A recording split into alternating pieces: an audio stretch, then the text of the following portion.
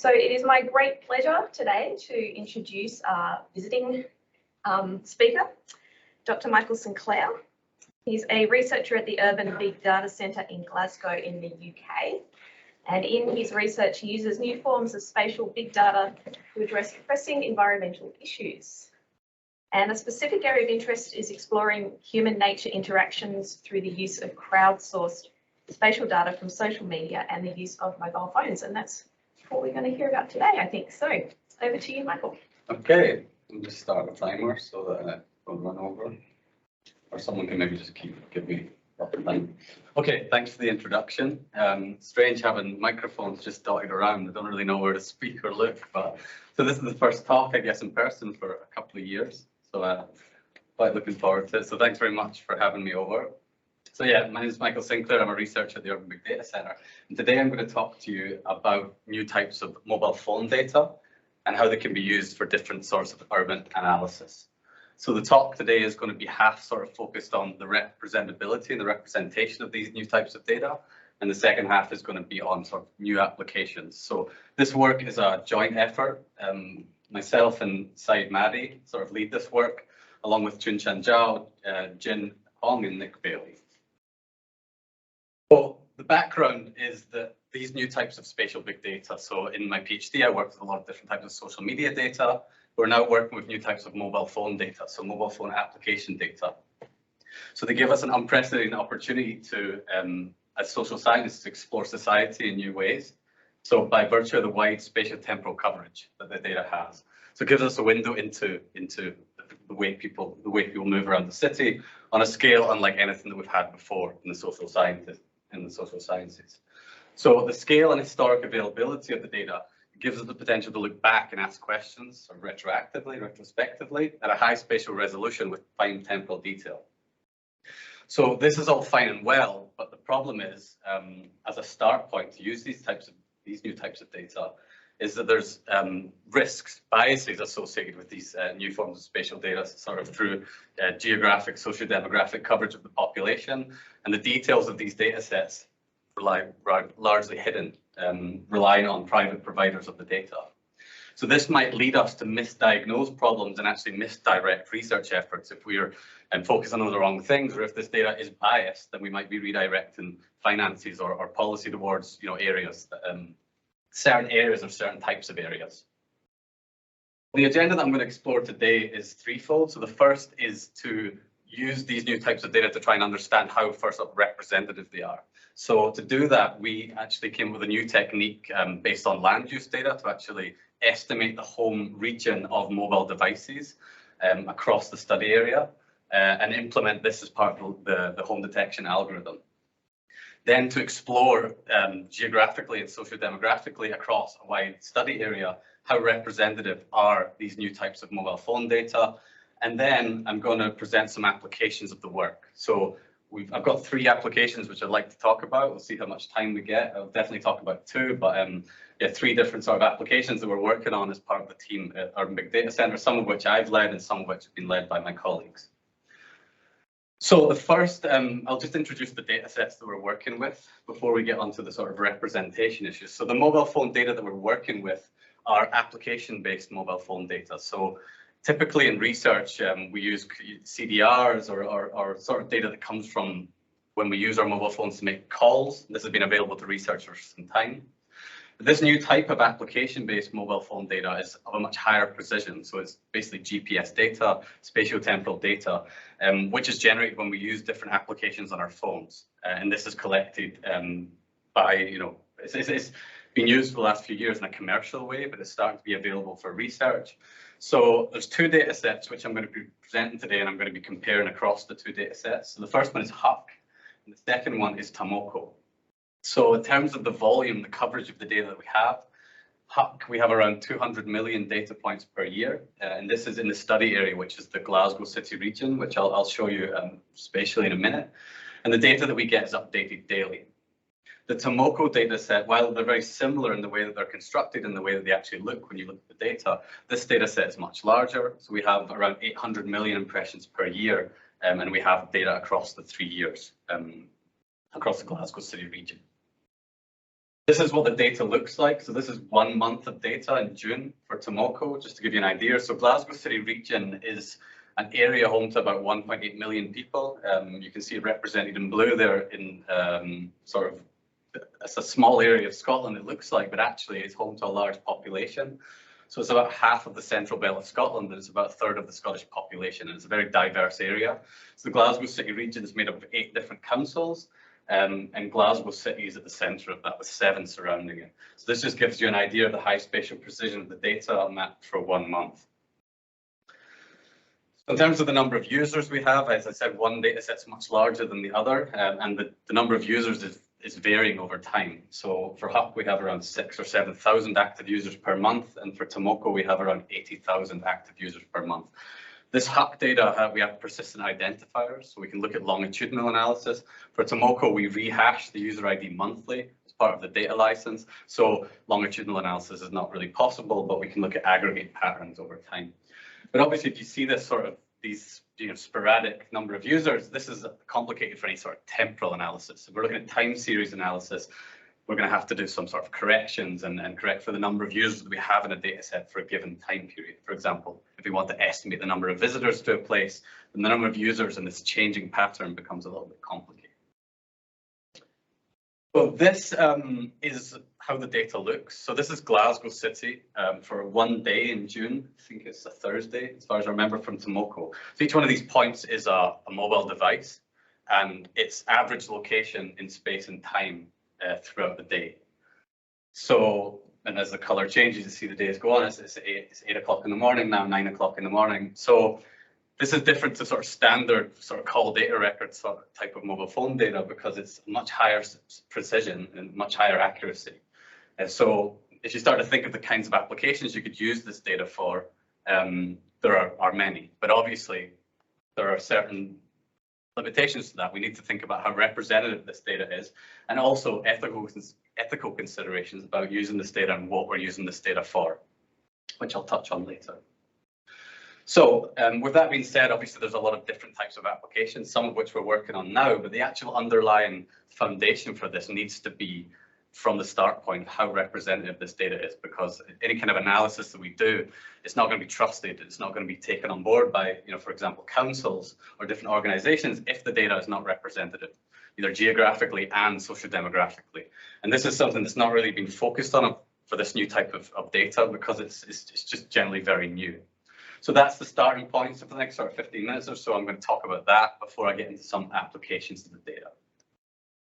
So standard techniques in using these types of spatial data are to try and estimate where someone comes from. Obviously, we don't need to know where they live. We want to know on a regional basis, where do they come from? So we can look at postcode regions or different types of geography and estimate where someone comes from. So one of the most common techniques for this is the idea of activity heuristics, that we can estimate where someone comes from based on their activity in space and time. And normally that comes through evening activity, where you can look at the complete content that someone generates over time in the evening, or you can look at the active number of days in the evening.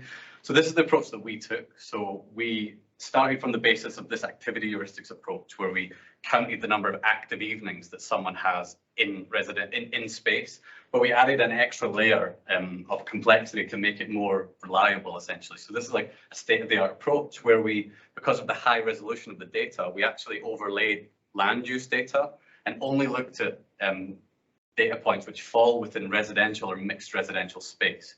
So this has never been done before with this type of data. So essentially we can only estimate the home region of someone based on their activity within residential space. And of course, we're doing this all at an aggregated level when we scale it up. So we performed 2 techniques, one which was just based on standard activity heuristics, where we looked at the active number of evenings that a mobile device had within different regions of the city. And then we performed this land use layer on top of that and done the same approach again. So what we would hope is that by using this sort of additional enrichment technique, that will improve the fit of the data and make the results more reliable. So that was the reason for attempting to apply this technique. For the land use data, we use Jomny UK buildings data, and we only use impressions which are over 100, which are better than 100 meters in accuracy. So we've done this across the Glasgow City region, as I said. So we have 8 different regions in the Glasgow City region with Glasgow City in the middle. This represents 8 councils, within which there are 460 intermediate zones, within which there are over 2,300 data zones. So the data zone is a geography which is used for statistics, oftentimes in Scotland, and it's made up of between 500 and 1,000 people in general. So it's very commonly used for census and different sorts of spatial analysis. So we estimate the home location at the data zone level. So we count the active number of evenings in these data zones, and then we count the active number of evenings in data zones within residential space, and we have 2 different techniques there. Results that we found across the 2 methods and the difference. So first off, the percentage of people that we were able to estimate. So the first technique without land use, method A, the second technique, method B, with land use, and then the difference. So the non-land use estimate, we were able to estimate between 37 and 51% of users. The land use estimates were between 24 and 37% of users. So by adding this extra step of land use, we lost about 13 to 18% of users, depending on the month. But what's interesting, if we actually look at the percentage of data which is generated by the users who were able to estimate a home location for, we actually cover most of the data. So for the non-land use approach, we estimate a home region for 87 to 98% of the data, depending on the year and the data set. So generally a little bit more for the HUC data. For the land use approach, we generate between 57 and 95% data. Although in 2019 for Tomoko, there are some data quality issues and large variance in data, which we're still looking into to try and explain why there's a larger drop there. But apart from this, this issue in 2019, there's a loss of data between 3 and 11%. So the question is, by employing this technique, we lose users, we lose data. The question is it worth it? Do we get a better fit by doing this? And how representative are these 2 different approaches, and is one better than the other? So to do that, we obviously look geographically, which we can look across different regions, but we also look at socio-demographics. So we chose 2 different products, one public and one private. So the public source is the Scottish Index of Multiple Deprivation. So what this does is it actually segments data zones based on different factors such as income, employment, pupil attainment, crime, GDP, lots of different things. Each one of these data zones given a rank across Scotland. And those ranks are put into quintiles, deciles, percentiles. And we used a private product also, which is the Khaki Acorn consumer classification. So this segments postcodes into different groups, so 6 categories, 18 groups, and 62 types, based on government data and consumer research data. So this is generally used for consumer research, and this is normally used for sort of research purposes. So we want to compare across these 2 different products, the population that we find from the mobile phone estimates to the actual population that we have in the Glasgow City region. So we've done 2 types of analysis, a lower level and a higher level. I'm going to focus on just the higher level for this talk, just purely from a time standpoint. So geographically, we looked at intermediate zones. So there are 416 groups across the Glasgow City region. And then socio-demographically, we look at these 2 different products. In terms of the Scottish Index of Multiple Deprivation, we group the data zones by percentile. So in terms of the rank, where 1 is the most deprived, and 100 is the least deprived percentile. The highest resolution that we have for the Khaki Acorn classification is type, where they're broken down as 62 different consumer types. So we looked at these different groups and we aggregated across the Glasgow City region and looked at the correlation between the number of users that we have and the population.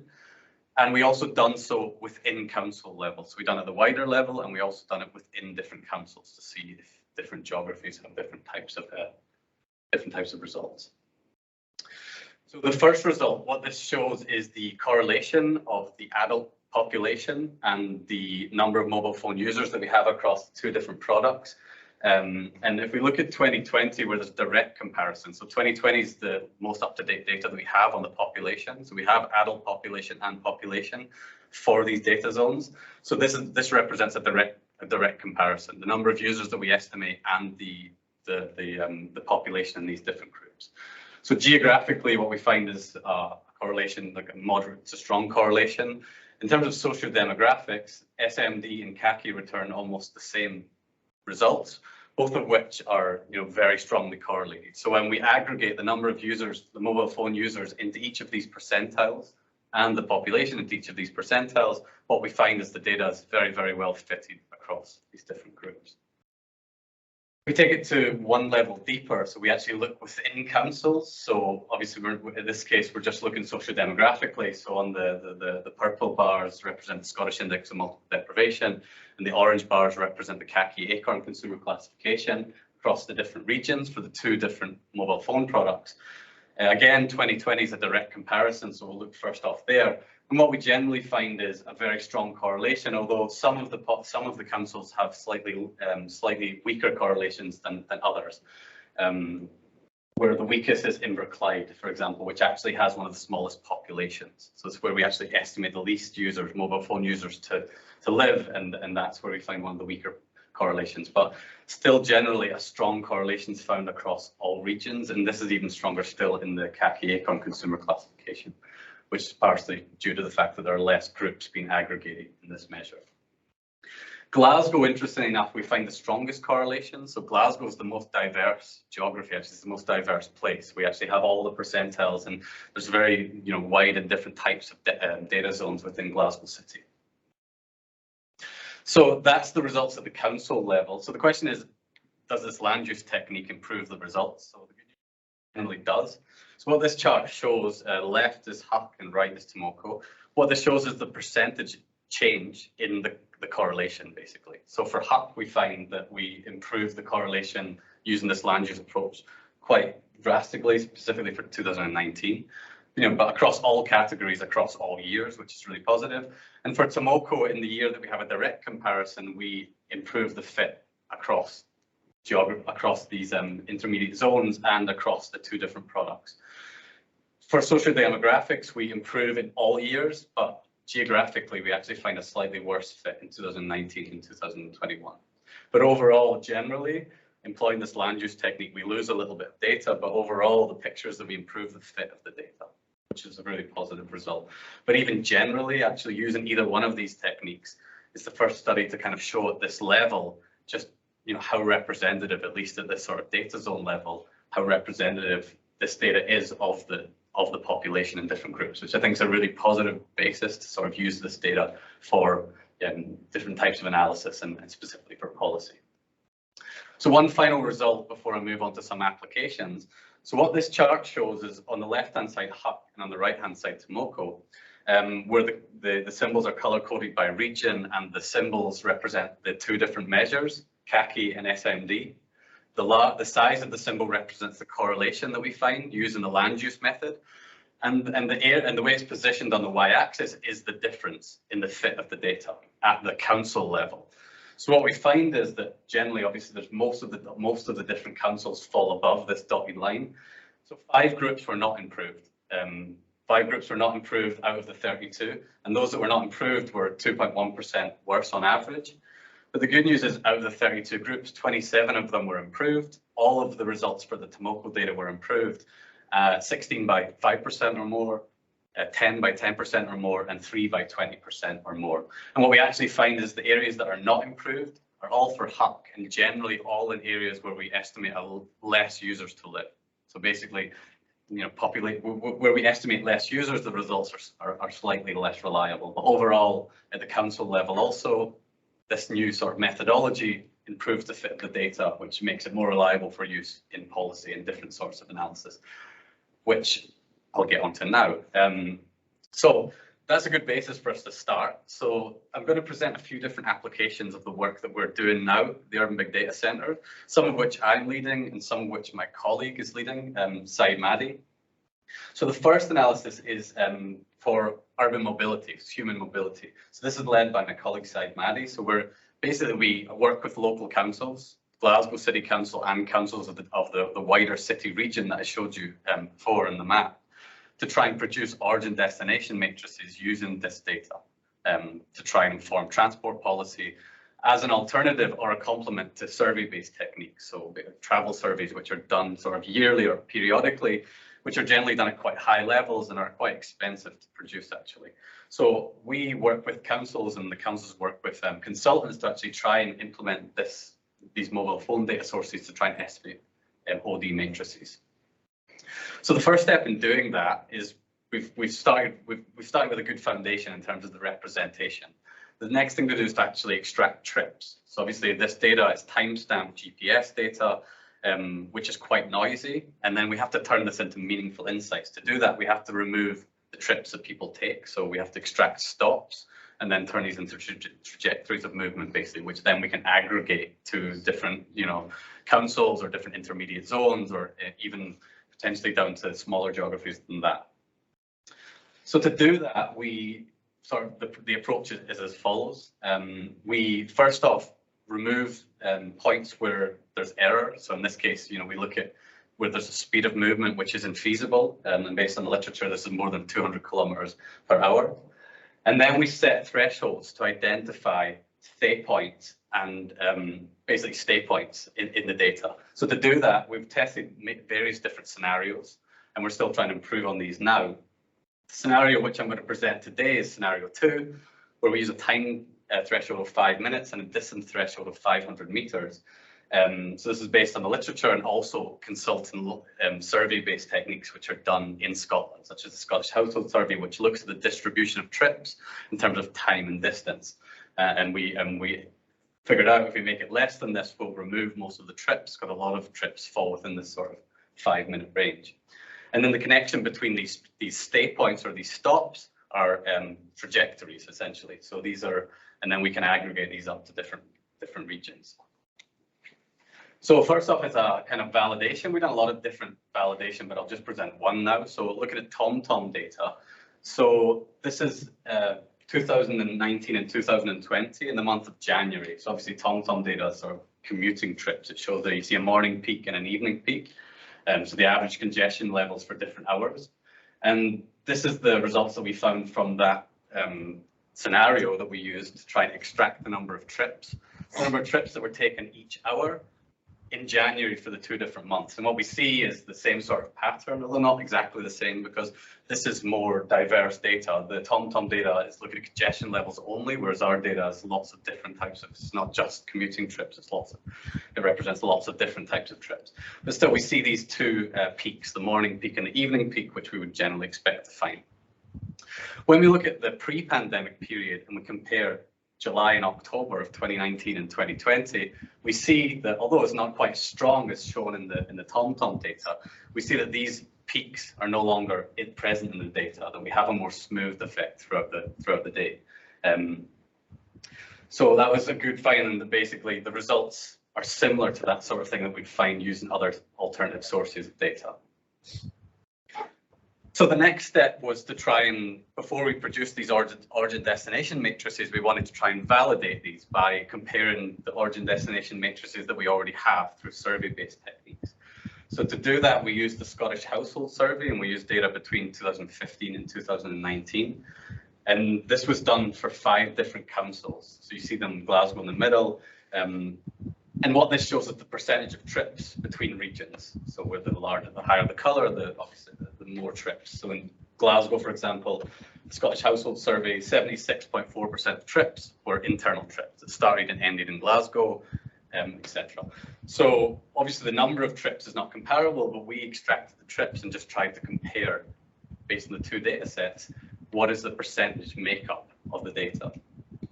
So this is what we found for Huck. Although, as I said, the number of trips is not comparable, the percentage of trips is. And what we find is the same shape of the data across different regions. Although what we find is that internal trips, short distance trips, are overrepresented using this mobile phone data, the Huck data. And Tomoko, we find almost exactly the same shape.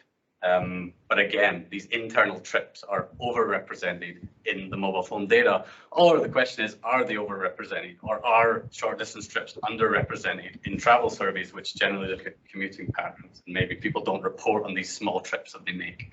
So it's generally a bit of both. But at the moment, we're trying to improve this technique to overcome these sort of nuances, because this is just an example of one piece of, one error that falls into the data. So what this shows is these points, these red dots, are impressions over time on one of the motorways in Glasgow, where someone's making a trip between A and D. But actually, using some of these time and distance-based thresholds, these scenarios, we could extract multiple trips for the same journey. So this would represent a trip between A and B, a trip between B and C, and a trip between C and D, because of the 500 meters and 5-minute thresholds, because this user is stuck in traffic.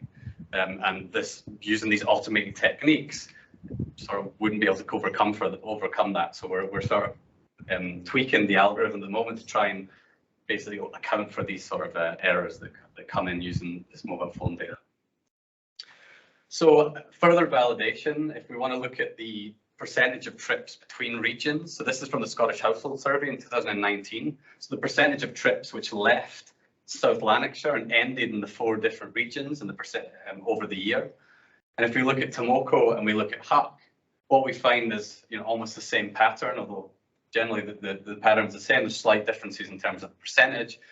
For example, Huck slightly underrepresents the trips into Glasgow City. For Tomoko, it's almost identical to the point. So this is using 2019 data, the origin destination flows based on all day. We can take that further and look at types of trips, so morning trips and evening trips. Obviously, commuting patterns are important for origin destination flows. So this is 2019 data for trips that end in Glasgow City between 7 and 10 a.m. in the morning. So you can see the percentage, for example, 23% of trips start in South Lanarkshire and end in Glasgow. And this could potentially represent morning commuting patterns. And on the flip side, if we look at trips that leave Glasgow between 4 and 7, what we find is the exact same shape in the data. So this is also found in Tomoko, almost exactly the same sort of shape of the data, slightly different percentages, but overall very, very similar. And what this can potentially show is commuting patterns in 2019. We're specifically focusing on 2019 data, not 2020 because of the pandemic. So it's not a very good year for validation. So again, yeah, these are basically potential commuting patterns shown through the mobile phone data on ODs. So the moment we're building, and we've actually built, but we're tweaking all the time with Glasgow Council, we're building through the DataShine framework, origin destination matrices. So they don't need to only look at the council level. We're providing these origin destination flows at a much higher resolution. Yeah, and we're using now the mobile phone data to try and weight these results. Obviously, we have different numbers of people living in different regions, and therefore we need to sort of weight this based on that. So just one other example of how you would use this dashboard. For example, what this shows is the nighttime economy, or the recovery of it, or lack thereof. So the percentage of incoming trips to Glasgow between 12 a.m. and 3 a.m. between April and June in the 3 years. So what we found is in the pandemic, there was a 60% reduction in the nighttime of the number of trips entering Glasgow. And that has recovered, but it only recovered by 20% in 2021. So this is just one example of many of things that the councils that we're working with are interested in. Obviously, they want to use this type of data to help guide their policy. So in terms of origin destination matrices, what we're working on now is how to weight this data better, geographically and potentially socio-demographically. And then also to look at trip purpose. So we obviously understand a little bit about the home region. The next thing is to understand the work region and to look at ODs based on different types of trip purposes. So that's a kind of like large scale analysis at the council level, origin destination flows, urban mobility, human mobility. The next level is sort of the neighbourhood level. So we do some work with the council on livable neighbourhoods or 20-minute neighbourhoods. So this is a concept which is very popular in Australia, but it's only just starting to become popular with councils in Scotland. And it's generally the idea that you can meet all of your needs, your daily needs in terms of resources within a 20-minute walk.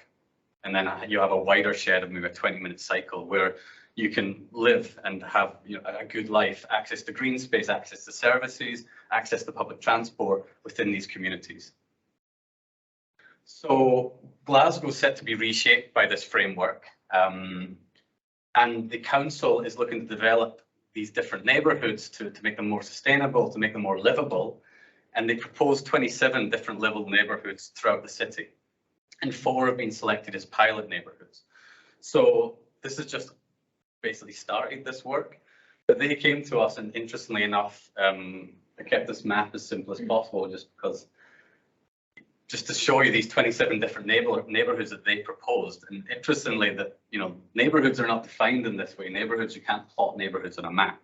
So people live, within these communities. Basically, this is the neighborhoods that they understand to be within Glasgow, and how they're bounded. And they wanted us to look at these to see how is mobility, changing within these neighborhoods, for example.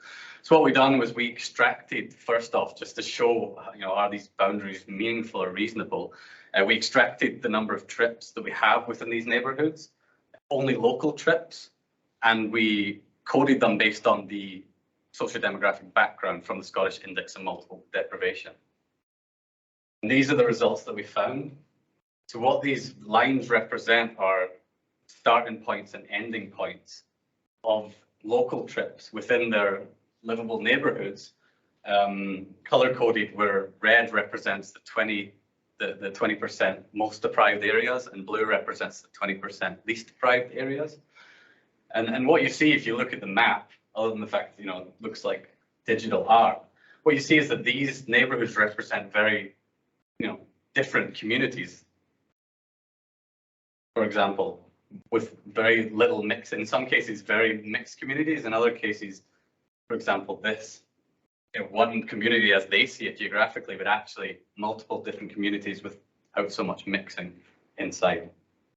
So this work's ongoing with the council. We are developing a dashboard to look at the percentage of trips which fall inside or outside, distance of trips, the distance of trips by socio-demographic background, and the change over time. So yeah, this is ongoing work. So that's kind of neighborhood level analysis. And then finally, I just want to touch on some work on open spaces. So this is work that we're also doing with the council, Glasgow Council. So the OD work is quite high level, the neighborhood analysis, and then points of interest. So open spaces are any different type points of interest. It could be footfall, in cultural spaces, etc. But we're looking at open spaces because there just basically is no data on visitation to open spaces. So the moment we have a selection of open spaces and we're trying to estimate the number of visitors and seasonality, travel patterns, or where people come from, the time they spend within open spaces, the patterns of use that they have within open spaces. So I'll just touch on one case study that we done quite early on this data, and it's one open space, Alexandra Park. So I'll just present this as an example of the type of analysis you could do with this data to try and look at the change in number of visits and where people come from. So Alexandra Park, they're looking at regenerating this park basically in Glasgow, and they wanted to understand how has visitation changed before and after COVID. So the first thing we done was just to look in 2019 and 2020 at obviously the number of data points is not comparable because we have different numbers of users, but the actual shape of the data and the percentage of impressions that fall within given hours or given days is comparable. So we wanted to look at that, and we found obviously some differences in terms of the percentage of impressions and which days that they fell on. For example, in the COVID period in 2020, there was an increase in the number of impressions on Wednesdays and Fridays, and a very different pattern in the hourly impressions that fall within the park. So this sort of morning activity that you see these different sort of peaks throughout the day, pre-COVID, 10, 2 and 6, for example, are sort of lost in the data set in the COVID period. Although it's complicated to use this data set for this kind of points of interest analysis because there is an error in the accuracy of the data. So there's a certain degree of error that we have, and certain data points will spill over into open spaces or any type of, for example, polygon that we want to look at. And then there's bias based on what is surrounding that open space. So that's something that we're working on with the council at the moment, and through these scenarios like the state points to try and, obviously we don't want to look at state points because that would remove active travel. We want to have people, we don't want to remove people that are moving through an open space because that's important. So it's quite complicated to actually define what is a visit to an open space when you have road networks which pass around the open space, and then there's accuracy which then spills over into the open space. So that's something that we're working on at the moment to scale up to the larger level. So we also looked at the trend in the number of visits, for example, from the start of 2020 to the end. And what we found is that obviously there's a different number of users in the data set per day. So we had to normalize that. So the actual number of visits is not meaningful, but the trend is meaningful. So what we found is the different sort of lockdown levels and the introduction of restrictions and the easing of restrictions fit quite well with the number of visits, where the first lockdown saw a drastic reduction in the number of visits. And then again, this sort of recovered towards the end of the year when we had a second wave, and then started to reduce again when we had the second lockdown introduced around Christmas. And finally on that, just to look again where people come from. So this is work that we're doing also to try and understand based on the data zones. So these are the data zones represented in blue here. As I told you, they represent 500 to 1,000 people, and they vary based on the area they are. But this just shows that most of the visitors that we found during the COVID period actually came from people who lived in the surrounding neighbourhood. And that's something that's important to the council, because they want to understand the accessibility of open spaces. So they want to understand how many people visit who live within a sort of buffer of accessibility, of walkable accessibility to these different parks. How am I doing for time? 5 to 10 minutes, so we got some time for questions. Yep.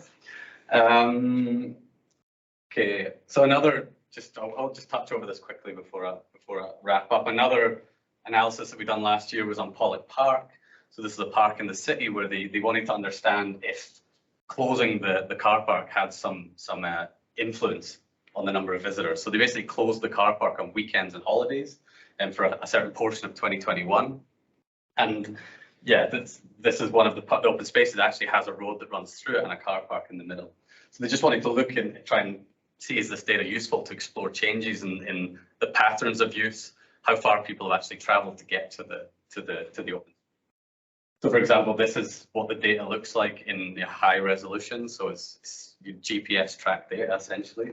And on the left is the data points when the car park was open, and on the right is data points when the car park was closed. So they represent almost the same number of days. It's over a 6-month period. And what we find is obviously this central areas where the car park is, and obviously there's a large concentration of data points which are no longer there when the car park is closed, which we would expect. And we again looked at the percentage of, or the sort of pattern of impressions, or the number of impressions which fall throughout different hours and different days in the two periods. And although daily there was really no difference in the percentage impressions which fell within the space, there were some differences that we found on the weekdays and weekends in terms of the hourly number of impressions, specifically weekend impressions, where there's quite a different sort of pattern of use, it seems like, on days when the car park was open and days when the car park was closed on weekends. And finally, we looked at the average travel and the average maximum travel which people made. This is just based on, at the moment, the straight line distance from the center of the data zone where someone lives. And what we found is that on days when the car park was closed, people traveled less distance on average, and less of a maximum difference over the days to get to the open space. We also came up with some visitation estimates using the data. So this is one of the complicated parts, is because, as I said, we have a different number of users in each month. So we have to think of a way to scale this up, essentially. We know roughly the percentage of the population that we have in the data. So for Tomoko, we capture around 1% of the population. Huck, we capture around 0.6% of the population. So we can use this to, sort of roughly scale up measures. But when we want to look at temporal analysis, like I said at the beginning of the talk, the number of users that we have in a given day or a given week or a given month complicates this type of analysis, because you have to normalize that. But then the question is how to normalize it. And that's something that we're still working on. So before I wrap up, I said at the start, there's obviously ethical considerations with this kind of research. So one of the main ethical considerations are the biases which are present in the data, but also ethical considerations on how the data is used and also by whom. So we make sure with this data, our big data center, to make sure to address both of these considerations. So although the data is de-identified, we believe a motivated user could seek to re-identify users because of the high accuracy of this data, and then potentially use that in a negative way. So we've not made available any raw data sets, but produce aggregate outputs which are meaningful. And also this sort of this large volume of data is very, very difficult to work with, actually. So especially for councils or local organisations, to actually have access to the raw data would be very difficult for them to work with. And we've found that through our collaborations that actually aggregate outputs are much more meaningful.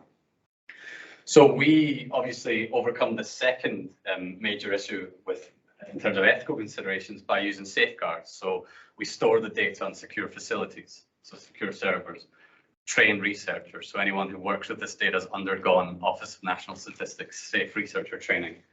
Vet projects. So if the public, well, we make sure everything's transparent that we do, but the public know what we're doing, would they be happy that we're using this data in this way? It's generally vetting projects so that they're for the social good and councils trying to make better decisions. And then obviously screening of outputs. So screen the outputs that we have to make sure that there's no risks in the data that we produce or we provide. And generally we use the 5 SAFE framework, for that. And so just to wrap up, so first off, enriching mobile phone data, or this new type of mobile phone application data, generally improves socio-demographic representation. Although this is at the cost of the number of users that are estimated and a loss of data. So a loss of between 3 and 10% loss of data, but a good improvement in the socio-demographic fit. I think for most social scientists, that would be a good justification for having a better representation of your data. And what we found is the population of the mobile phone application users from both different data sets had a very good fit to the social demographic population across 2 different providers. So I get against 2 different measures. So one public, one private, and that's across a very large area. So 1.8 million people. This is a very diverse area as well, as I said. So it's the central belt of Scotland. It's about 1/3 of the population of Scotland. So it's a very good test bed for this data to try and understand how representative it is. And also that new forms of data, using this as a foundation, obviously can be used as an alternative or in a lot of ways as a complement to standard techniques to estimate mobility patterns. So for example, as it's shown at the higher level through origin destination matrices or at the neighborhood level, and then also to points of interest. Though once you get to these sort of points of interest, there becomes more and more issues in terms of bias and how to actually overcome that. And again, there's a lot of challenges that we're still working on, not least on the types of apps that are being used, and then those create their own biases, but also just technical challenges of working with data of this volume, actually, to work with spatial data sets of this volume, to process and try and estimate every single user in the data set.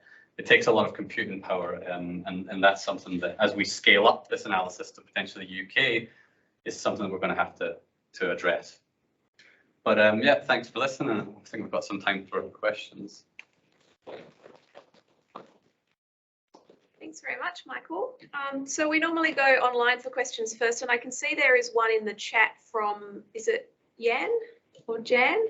If you're online, would you like to ask your question directly, or shall we read out your chat?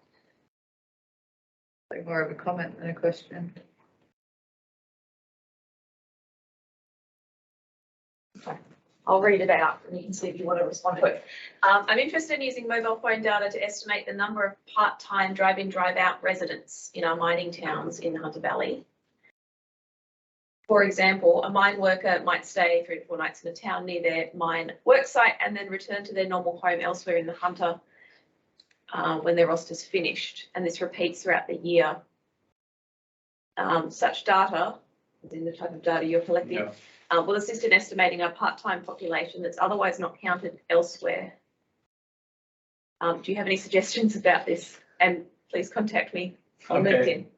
Yeah, contact you on LinkedIn. That would be complicated. As you've seen, what we've tried to do already at kind of just the individual user level is complicated in itself.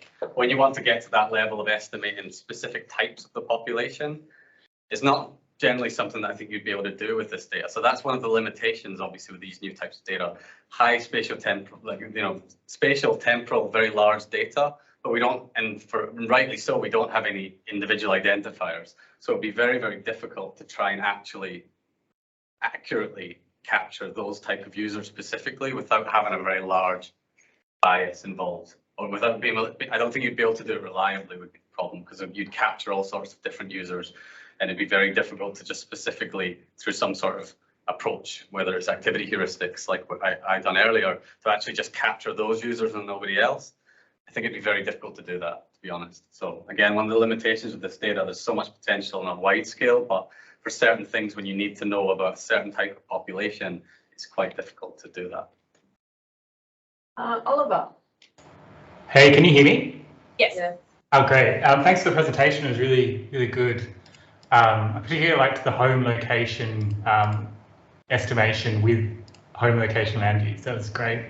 One of my questions was about whether you've seen any impacts from the privacy kind of laws that have been, well, the privacy protections being put in place on mobile devices, like on Apple phones, and there might be some coming on Android, or maybe they have happened.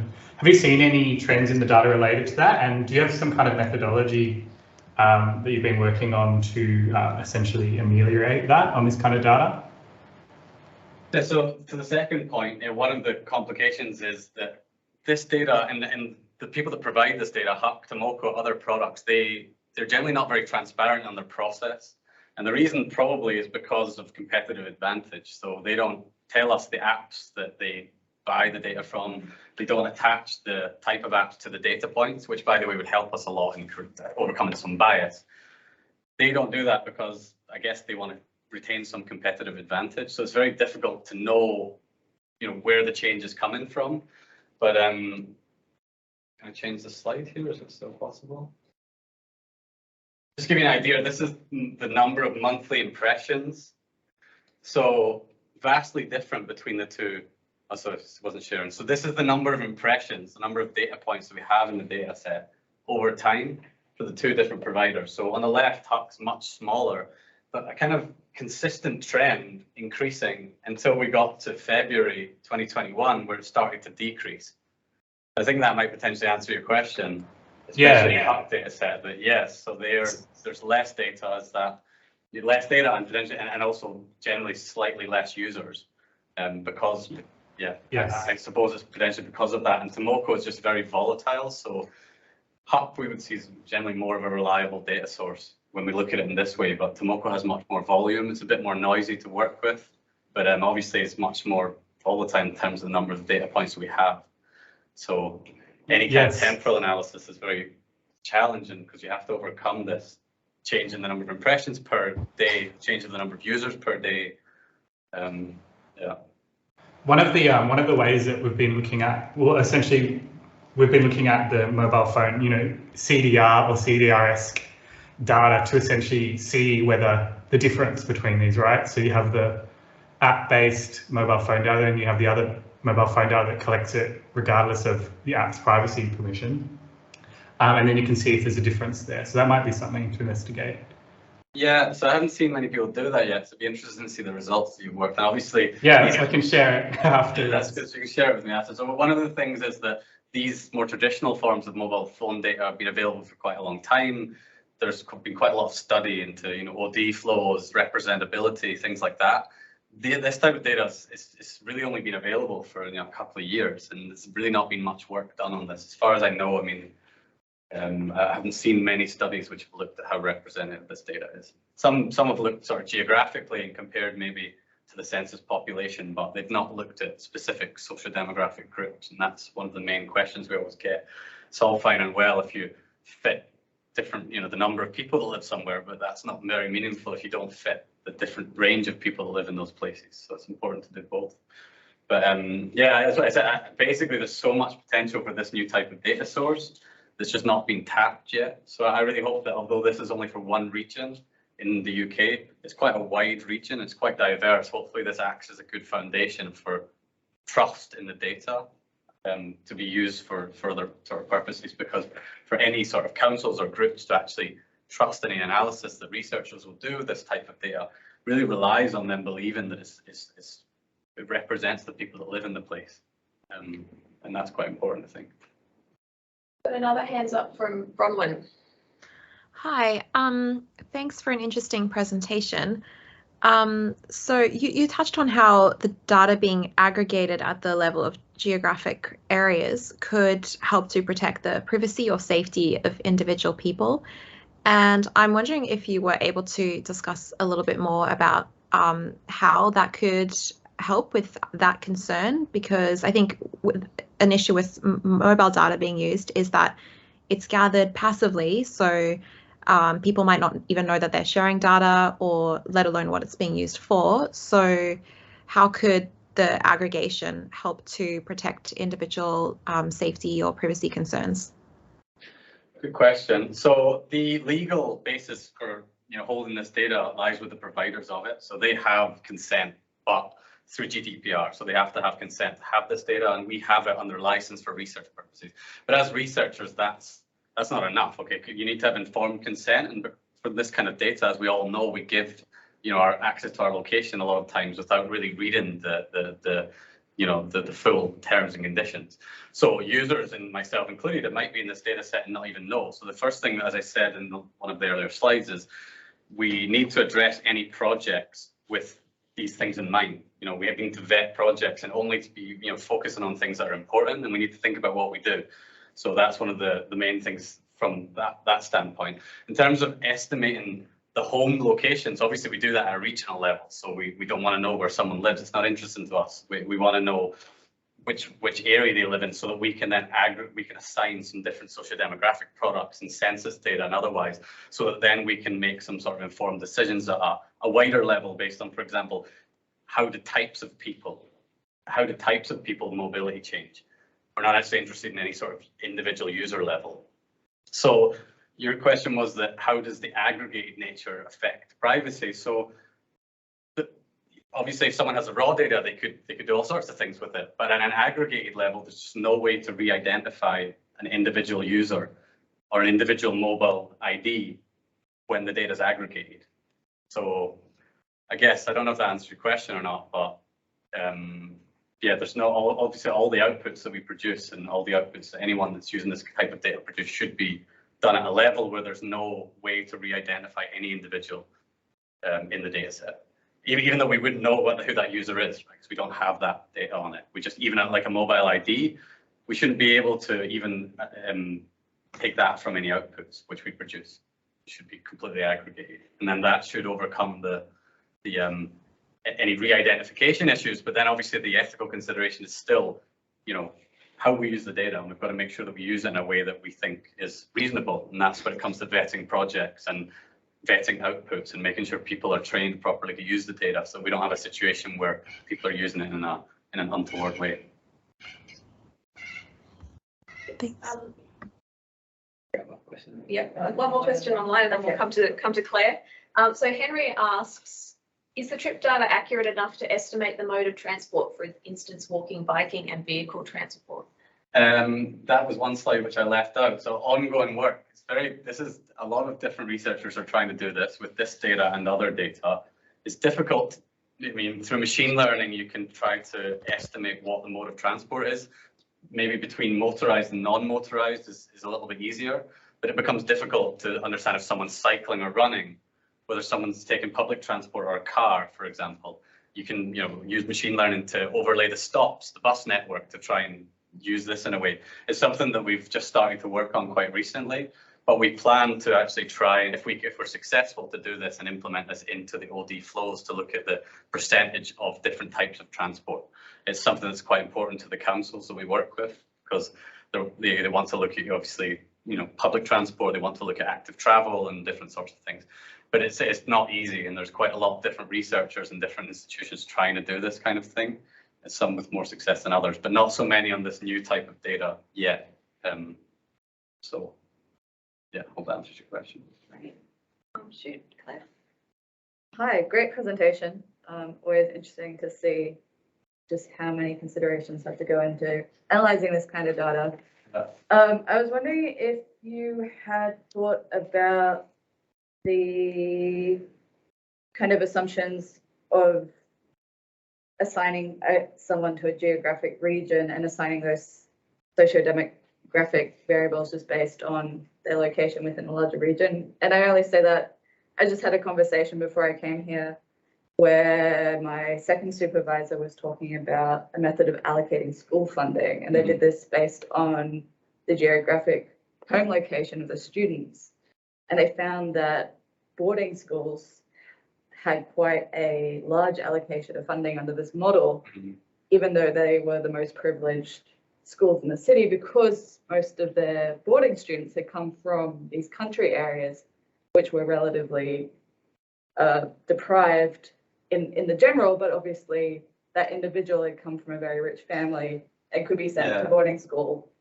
Is everyone in this data set happen to be of that higher socio-demographic? Yeah, so we've thought of this as kind of an ecological fallacy, right? I mean, how can you say anything about someone just based on where they come from? But the problem is there's just not really any alternative. Yeah.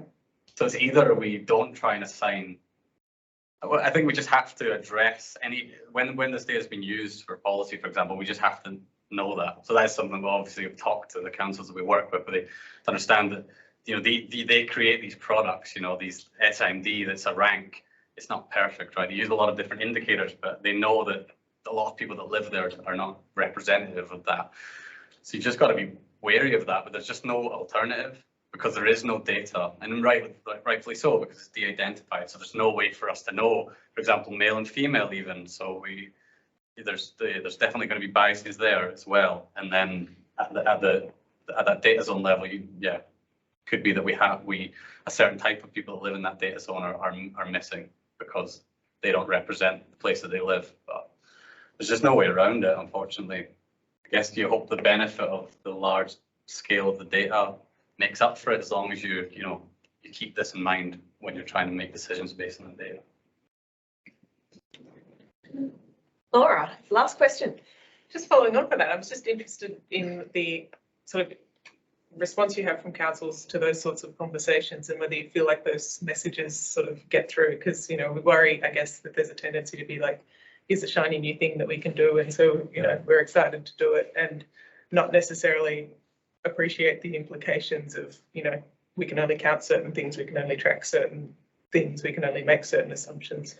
So this sort of partnership that we've had with the local councils has been amazing, actually, and it's potentially going to get extended to other councils because a lot of people have actually came to us and been like, we've heard what you're doing. So they've been very actively involved in this process from the start. We basically have been exploring this data with them because we started using this a year ago and we've got to this stage now. But we've been doing that with them, and they didn't want to use any of this data for any kind of decisions until we could show. We wouldn't expect to find such a good fit with the data, actually. I thought there'd be all sorts of crazy biases, but we were pleasantly surprised to find that actually, you know, the data's, you know, quite representative. So this specific council, I guess I can't speak for all of them, but the people that we work with have been very, very, thorough in making sure the data is reasonable, and they're the ones that are coming to us with the questions, actually, you know, before we use this, you know, how, and the sort of questions that you were asking are questions that they would come to us with as well. But I guess it depends who you work with. This is a problem, and maybe it's different for different countries as well, and different even regions in Scotland would be different. But I think it's a good trial basis, and I think that this sort of pilot project almost that we've done with the council, and now the next stage is potentially to, you know, scale this up to the country level, and but then we have all sorts of problems with how to actually process this volume of data. It's quite difficult. Right. That was fantastic presentation. Thank you so much. Thanks for having me. Great discussion. So please join me in thanking Michael again.